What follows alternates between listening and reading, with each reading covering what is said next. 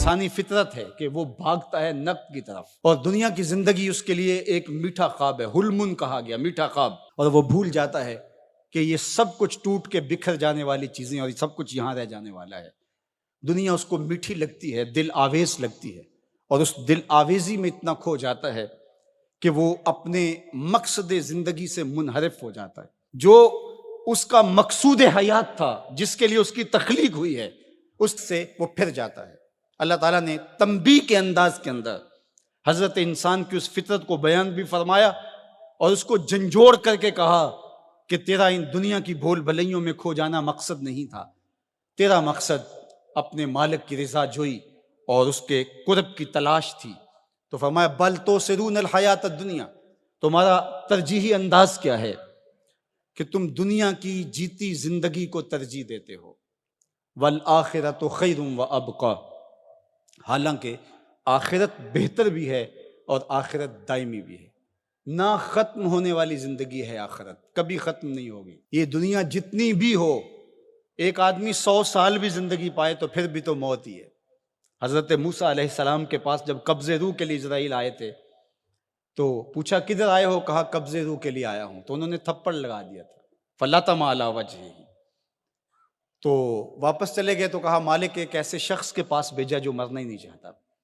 تو کہا پھر جا میرے بندے کے پاس اور اسے کہہ کہ ایک بیل کی پشت پہ ہاتھ رکھیے گا اور جتنے بال نیچے آئیں گے اتنی عمر بڑھا دیں گے۔ حاضر خدمت ہوئے، پوچھا کہ پھر دوبارہ آگے ہو؟ کہا کہ بس آپ کے عمر کے اضافے کا سندیسہ لے کر آیا ہوں، کسی بیل پہ ہاتھ رکھیے گا، جتنے بال نیچے آئیں گے اتنی عمر بڑھا دی جائے گی۔ تو بولے پھر کیا ہوگا؟ کہا پھر موت۔ کہا اگر پھر بھی ہے تو ابھی روح قبض کر لو، 100 سال بھی جئیں گے تو پھر بھی موت ہے۔ موت ہے ہنگامہ آرا کلزم خاموش میں، ڈوب جاتے ہیں سفینے موج کی آغوش میں۔ اگر کسی نے ہمیشہ رہنا ہوتا اس ظاہری زندگی میں تو انبیاء کو موت نہ آتی، لیکن یہ ضابطہ ان پر بھی پورا ہوا۔ شہنشاہ، کج کلا بادشاہ، بڑے بڑے حکامہ، دانشور، صحت مند افراد بھی آغوش موت میں اتر گئے۔ میں اور آپ ہوتے کیا ہیں؟ ہم تو ایک ایسا جرثومہ جو خوردبین سے بھی پورا دکھائی نہیں دیتا، اس نے پوری دنیا کو ہلا کے رکھ دیا۔ انسان ذرا دیکھ تو ہے کیا؟ وما یعلم جنود ربک الا ھو، اللہ کے لشکروں کو تو جانتا ہی نہیں ہے کہ اس کے لشکر کیسے ہیں۔ وہ لنگڑے مچھر سے نمرود کے تکبر کو خاک میں ملانا جانتا ہے، وہ ابابیلوں سے ہاتھی مروانا جانتا ہے، وہ کرونا وائرس سے پوری دنیا کا نظام معطل کرنا جانتا ہے۔ اس کے لیے کوئی مشکل نہیں ہے۔ والآخرۃ خیر وابقی، کہا آخرت بہتر بھی ہے، دائمی بھی ہے۔ زندگی تو گزر ہی جاتی ہے جیسے گزرے، اصل زندگی آخرت کی زندگی ہے۔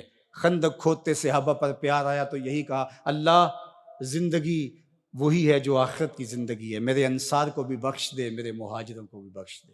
یہ زندگی اچھی بنا لیں، میں نہیں آپ کو روکتا، گھر بھی اچھا بنا لیں، گاڑی بھی آپ کے پاس اچھی ہونی چاہیے، اچھا کھائیں اچھا پہنیں، بالکل نہیں روکتا، شریعت بھی منع نہیں کرتی، لیکن یہ چیزیں اگر آخرت کے سودے پر ہوں، آخرت کو برباد کر کے حاصل کی جائے تو یہ خسارے کا سودا ہے۔